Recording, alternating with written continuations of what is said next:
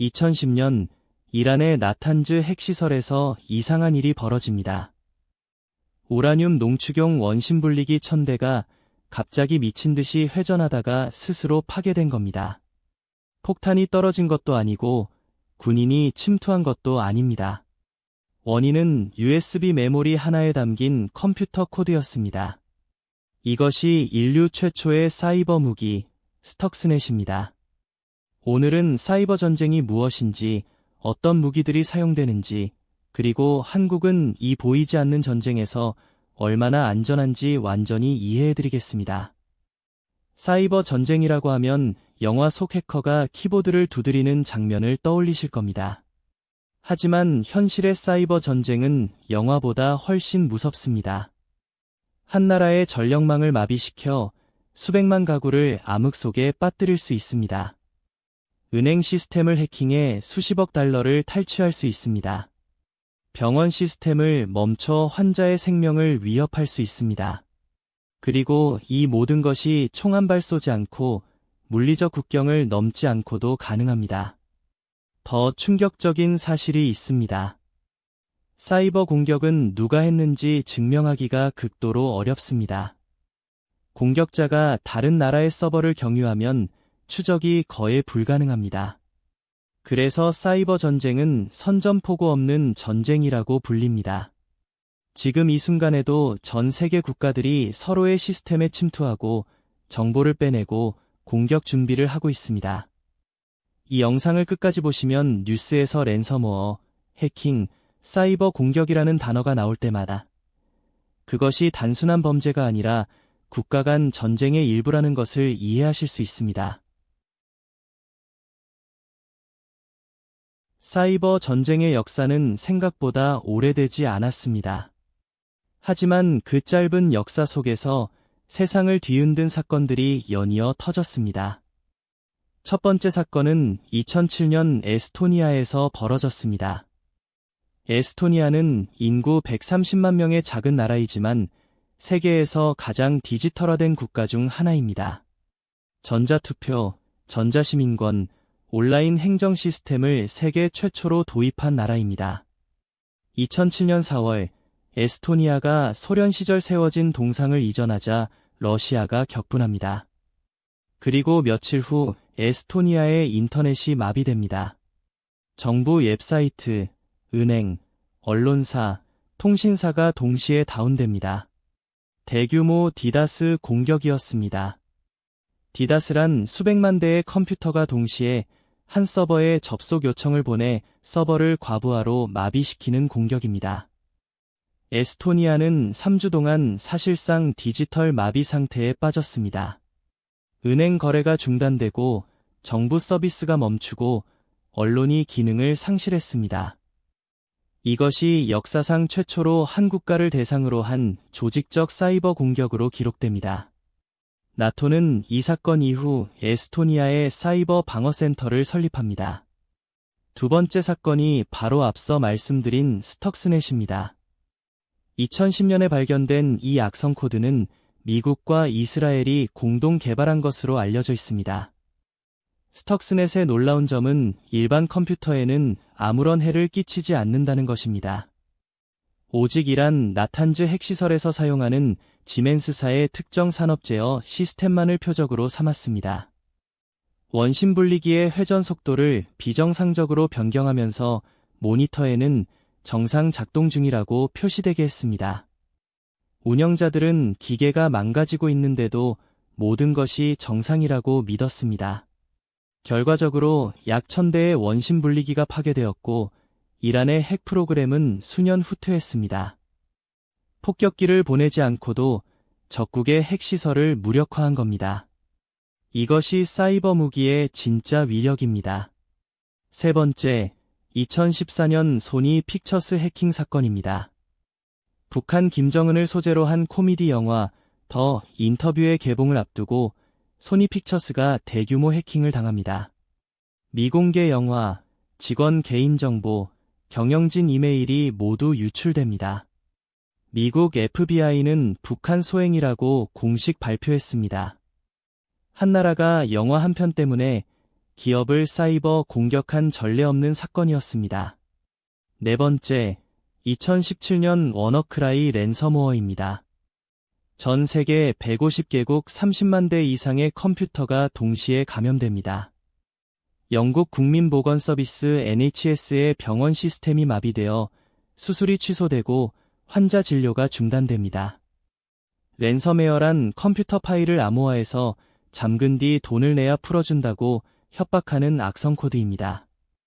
워너크라이는 북한과 연계된 것으로 추정됩니다.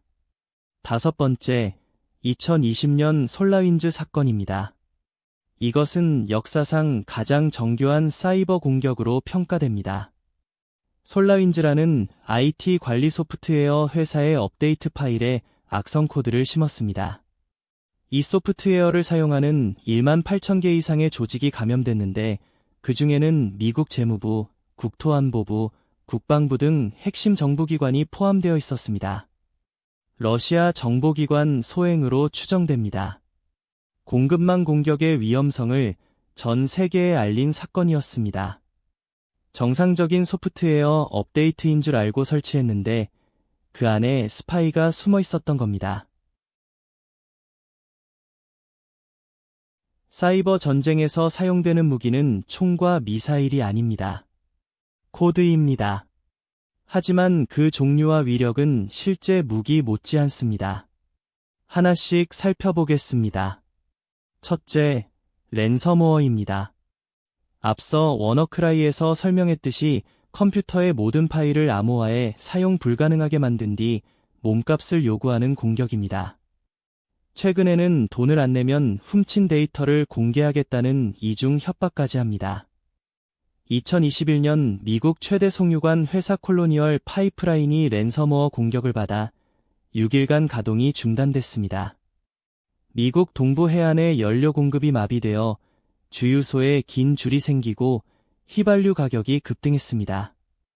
코드 몇 줄이 국가의 에너지 인프라를 마비시킨 겁니다. 콜로니얼 파이프라인은 결국 해커에게 440만 달러, 약 57억 원을 비트코인으로 지불했습니다. 둘째, 디다스 공격입니다. 에스토니아 사례에서 본 것처럼 대량의 트래픽을 한꺼번에 보넷 서버를 마비시키는 공격입니다. 요즘은 IoT 기기, 그러니까 인터넷에 연결된 냉장고, CCTV, 공유기 같은 것들을 해킹해서 좀비 네트워크로 만들어 디다스 공격에 사용합니다.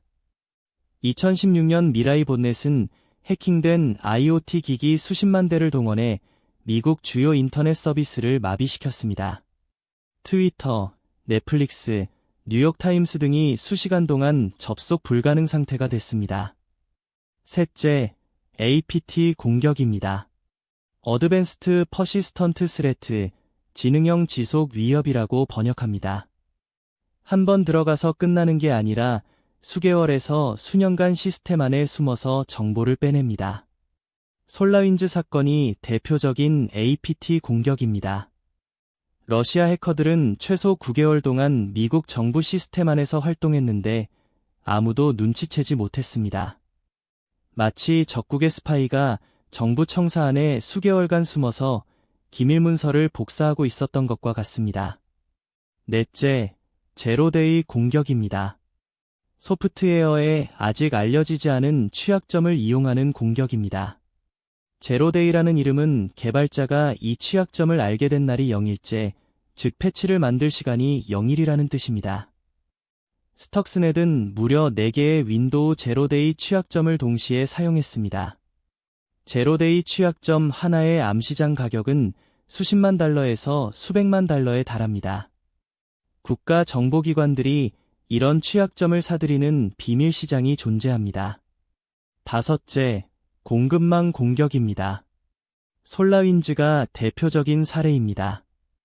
목표 조직을 직접 공격하는 것이 아니라 그 조직이 사용하는 소프트웨어 공급업체를 먼저 해킹합니다.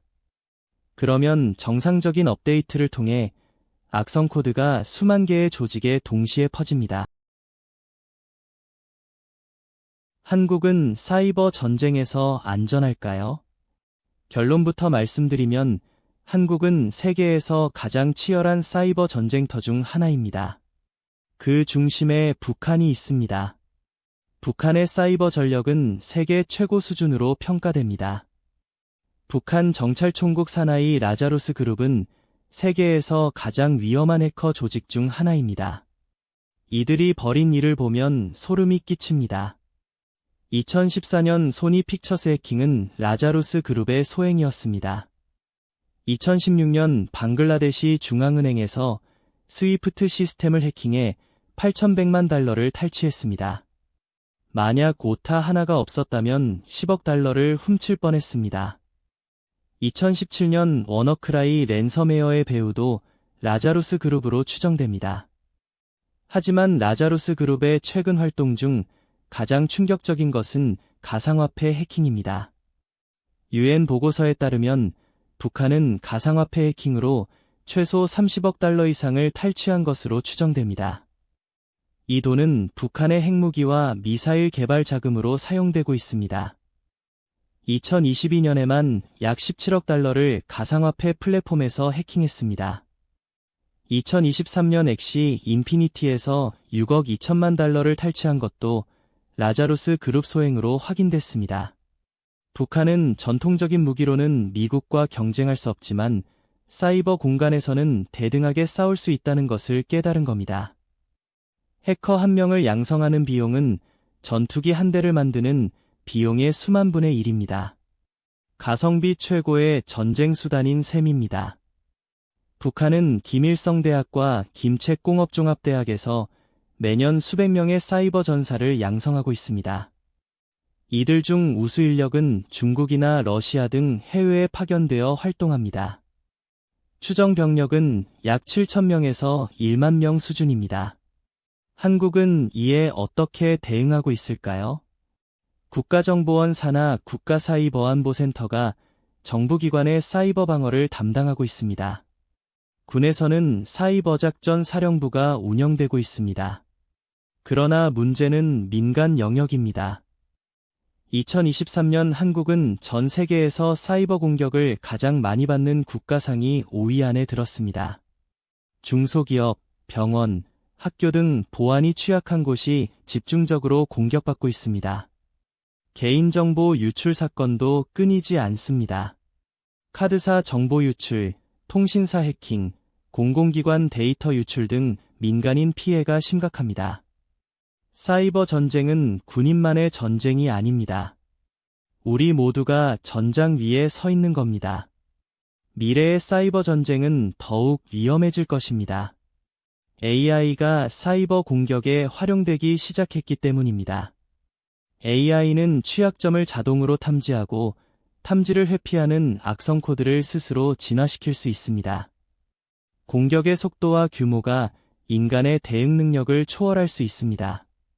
딥페이크 기술을 이용한 사회공학적 공격도 늘어나고 있습니다. CEO의 목소리와 얼굴을 완벽하게 모방해 직원에게 거액의 송금을 지시하는 사기가 이미 현실에서 발생하고 있습니다. 각국은 AI 기반 사이버 방어 시스템 개발에도 투자를 늘리고 있습니다.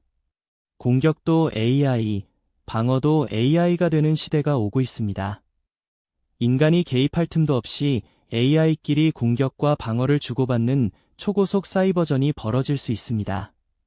이것이 사이버 전쟁의 미래이고 우리가 준비해야 할 현실입니다. 정리하겠습니다. 사이버 전쟁은 총과 미사일이 아닌 코드로 싸우는 새로운 형태의 전쟁입니다.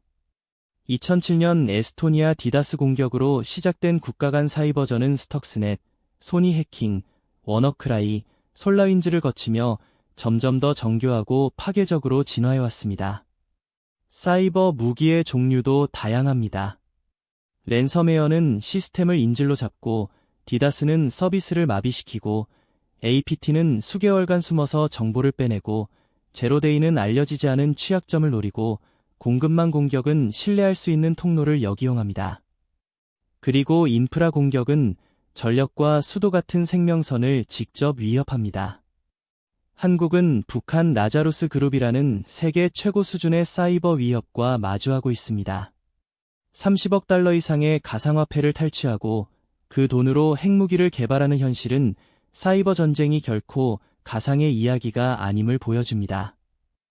사이버 전쟁에서는 민간인과 군인의 구분이 없습니다. 여러분의 스마트폰, 여러분이 이용하는 은행, 여러분이 다니는 병원 모두가 잠재적 표적입니다. 앞으로 뉴스에서 해킹, 랜섬웨어, 사이버 공격이라는 단어를 보시면 단순한 IT 범죄가 아니라 국가 간 보이지 않는 전쟁의 한 장면이라는 것을 기억해 주세요. 우리 모두가 이 전쟁의 참여자이자 잠재적 피해자이기 때문에 보안 업데이트와 비밀번호 관리 같은 기본적인 사이버 위생이 곧 자기 방어입니다. 다음 영상에서는 전 세계가 골머리를 앓고 있는 난민 문제를 다뤄보겠습니다. 왜 수천만 명이 목숨을 걸고 고향을 떠나야 하는지, 그리고 난민을 받는 나라와 받지 않는 나라에서 무슨 일이 벌어지고 있는지 알아보겠습니다. 궁금하시다면 구독과 알림 설정 꼭 부탁드립니다. 시청해주셔서 감사합니다.